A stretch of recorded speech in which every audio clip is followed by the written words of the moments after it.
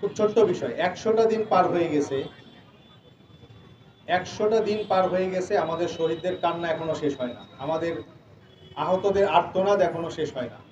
গতকালকেও আমরা এক জায়গায় বসেছিলাম, ১.৫ ঘন্টা শুধু শহীদদের কান্না শুনতে হয়েছে। এটা আমাদের প্রত্যাশিত নয়। আমরা এমন একটা দেশের বসবাস করি যে দেশটা ঐতিহাসিকভাবেই সমৃদ্ধ।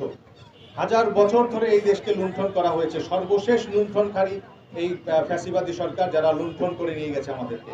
কিন্তু আমরা এমন একটা দেশ, যে দেশে 18 কোটি মানুষ, 18 কোটি মানুষ, আমরা মাত্র 40,000 মানুষের দায়িত্ব নিতে পারি নাই। 40,000 মানুষ, আমাদের প্রায় 2,000 শহীদ, আর আমাদের 35-36,000 বা 37,000-এর মতো আহত। 40,000 মানুষের দায়িত্ব নিতে কত টাকা লাগে? এই টাকাটা কি আমাদের কাছে নাই? রাষ্ট্রের কোষাগার কি এতই খালি হয়ে গেছে? আমরা দাবি জানাতে চাই আজকের এই সমাবেশ থেকে যে অনতি বিলম্বে এই মানুষগুলোর কান্নার বন্ধ করতে হবে, তাদের পাশে দাঁড়াতে হবে। শুধু রাষ্ট্রের একার দায়িত্ব না, আমরা আমাদের জায়গা থেকেও যেন দাঁড়াই। আমাদের রাজনৈতিক দলগুলোর দায়িত্ব আছে, তারা বড় বড় কথা বলতেছে, কিন্তু তাদের পাশে দাঁড়ানোর ক্ষেত্রে নাই।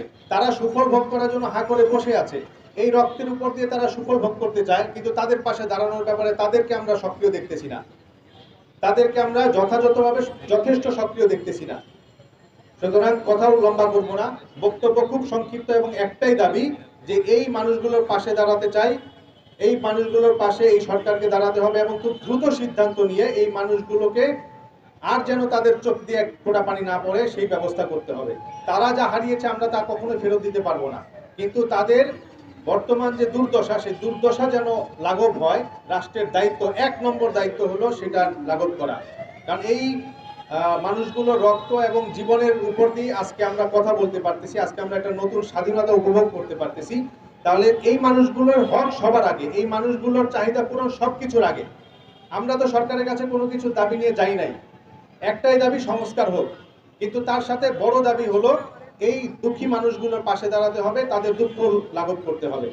তো এর চাইতে বেশি আর কিছু আজকে বলবো না। আজকে একটাই বক্তব্য, একটাই দাবি, শহীদ এবং আহত পরিবারদের পাশে দাঁড়াতে হবে। শুধু রাষ্ট্রকে সবচেয়ে বেশি গুরুত্বপূর্ণ দায়িত্ব সেখানে ভূমিকা পালন করতে হবে।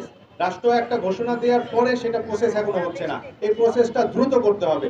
দ্রুততম সময়ে এই প্রসেসটা সম্পন্ন করে তাদের হাতে সুফলটা পৌঁছাইতে হবে। একই সাথে আমরা আহ্বান জানাতে চাই, যত রাজনৈতিক দলেরা আছেন, আপনারা আপনাদের জায়গা থেকে এদের পাশে দাঁড়ান, বিকজ তারা আপনাদের জন্য একটা জায়গা করে দিয়েছে। আর রাজনৈতিক দলগুলো দীর্ঘদিন ধরে চেষ্টা করতেছিল, তারা যারা পারে নাই, যেটা তারা করতে পারে নাই, এই ছাত্র সমাজ, এই মানুষগুলো এটা করে দেখিয়েছে। তাদের রক্ত এবং সংগ্রামের উপরে, ত্যাগের উপরে আজকে নতুন স্বপ্ন তারা আপনারা দেখতেছেন রাজনৈতিক দলগুলো। সুতরাং আপনাদেরও দায়িত্ব আছে, আপনারা তাদের পাশে দাঁড়ানোর জন্য এগিয়ে আসবেন আপনাদের সামর্থ্য অনুযায়ী। সামর্থ্য কাউরই কম না, সম্মিলিতভাবে আমরা অনেক বড় কিছু করতে পারি, সেটা আমরা দেখিয়েছি 5ই আগস্টে। সুতরাং সেই জায়গা থেকে আরো একবার আমরা সম্মিলিতভাবে এই মানুষগুলোর পাশে দাঁড়াবো, তাদের দুঃখ দুর্দশা লাঘব করব, এই প্রত্যাশায় শেষ করছি। সবাইকে ধন্যবাদ। সালাম আলাইকুম।